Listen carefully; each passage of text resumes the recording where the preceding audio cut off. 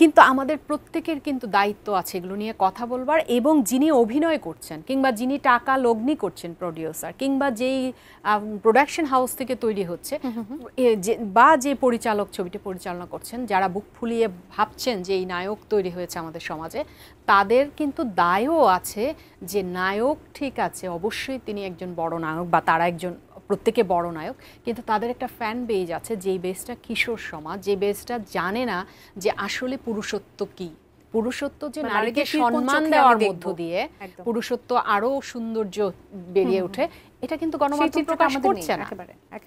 গণমাধ্যমের আরো জায়গা আছে, আপনি যদি দেখেন বিজ্ঞাপনগুলোতে কি করা হয় আজকাল, সামাজিক যোগাযোগ মাধ্যমের সাথে পাল্লা দিয়ে গণমাধ্যমও লেখে অমুক নারী উষ্ণতা ছড়াচ্ছেন, একদম অমুক নায়িকা উষ্ণতা ছড়াচ্ছেন, কোনো নায়কের বেলায় তো বলা হচ্ছে না উষ্ণতা ছড়াচ্ছেন, উষ্ণতা কেবল নায়িকাই ছড়ায়। এই যে দৃষ্টিভঙ্গি তৈরি করে দেবার বিষয়, এবং একজন নায়িকার অনেক সুন্দর সুন্দর ছবি থাকার পরেও দেখবেন যেই ছবিটা সি বিচে, সেই ছবিটাই আমাদের মেইন স্ট্রিম গণমাধ্যমও ব্যবহার করতে মানে খুব আগ্রহ নিয়ে করছেন, কারণ তাকে প্রতিযোগিতায় টিকে থাকতে হবে, সেটাও একটা বিষয়। এছাড়া আর ছোট ছোট এখন সামাজিক যোগাযোগ মাধ্যমের কল্যাণে আমরা যা যা দেখছি সেগুলো তো আরো ভয়াবহ, সেগুলো সব কিন্তু প্রভাব পড়ছে। তো নারী সহিংসতা আপনি হুট করে সমাজের থেকে, যেটা প্রথম আমাদের আলোচনা হচ্ছিল, এত কিছু বের করলে তারপরে তো নারী সহিংসতা। এখনকার যে চিত্রটা বলছেন, এটা তো আসলে সমস্যাগুলো আরো বাড়ছে, দিনকে দিন বাড়ছে। কারণ আমরা এই আলোচনাগুলো কিন্তু বছরের পর বছর চলছে যে নারীদের প্রতি সহিংসতা বন্ধ হচ্ছে না কেন, বা নারীরা কেন বারবার নির্যাতিত হচ্ছে।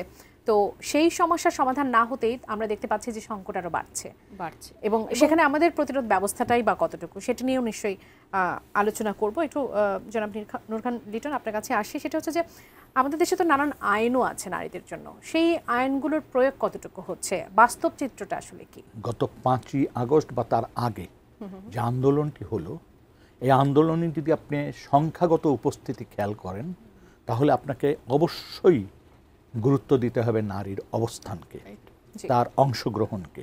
এবং আমার চোখে একটা জিনিস আমি ভুলতে পারছি না, আরএফএল অডিটর, বাঁকা হয় না, ফাঁকা হয় না, আর ভাঙা এক কথায় অসম্ভব।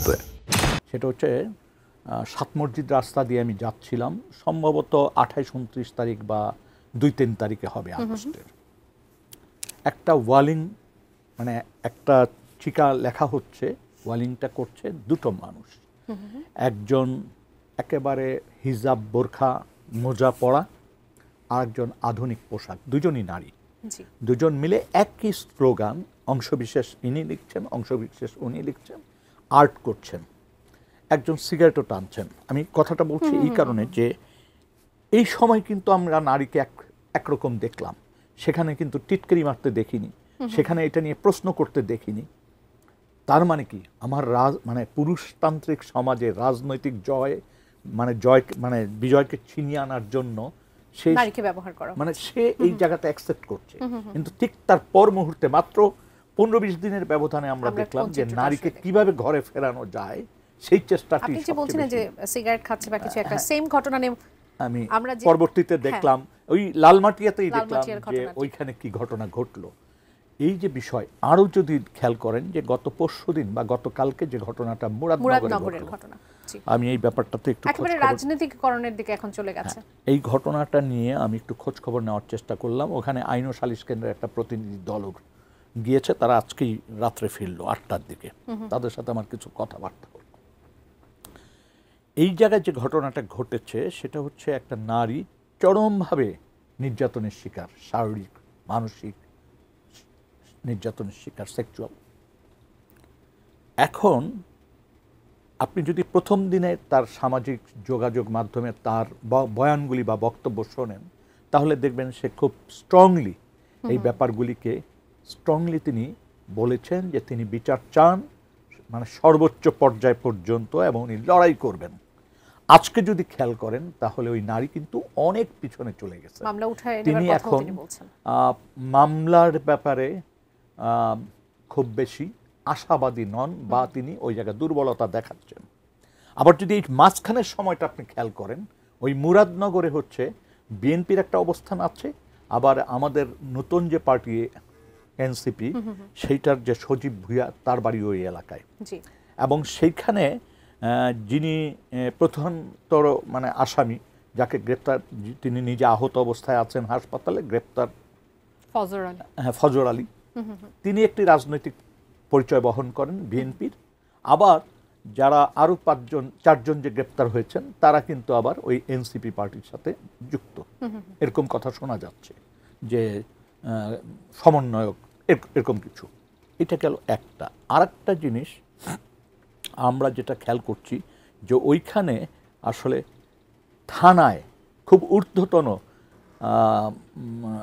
আমলারাও যাচ্ছেন এই সময়টিতে। আমি জানি না এলজিডির সচিবের ওখানে অবস্থান কেন, এটা আমি জানি না।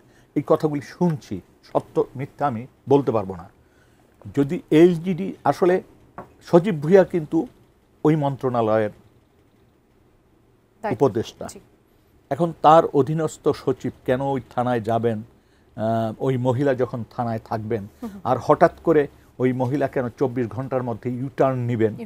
হ্যাঁ, তার মানে হচ্ছে যে এই সমস্ত ঘটনার সুষ্ঠু বিচার হোক। এই ক্ষেত্রেও সম্ভবত আমাদের এই সমাজে, পুরুষতান্ত্রিক সমাজে, রাজনৈতিক দলও একটা ভূমিকা রাখে, যাতে এটার সঠিক মানে বিষয়টা ধামাচাপা দেওয়া, এরকম একটি বিষয় মনে হচ্ছে। এটা আরো দিন 2-4টা গেলে, হ্যাঁ, এই 2-4টা দিন গেলে হয়তো আমরা আমাদের কাছে আরো স্পষ্ট হবে যে যারা এখানে সফর করেছেন, থানায় গেছেন, মেয়েটার সাথে কথা বলেছেন, তারা কি প্রভাব বিস্তার করেছেন মেয়েটাকে মামলা থেকে সরে যাওয়ার জন্য, নাকি তারা আসলে সান্ত্বনা দিয়েছেন। এই জিনিসটা আমাদের কাছে স্পষ্ট হয়ে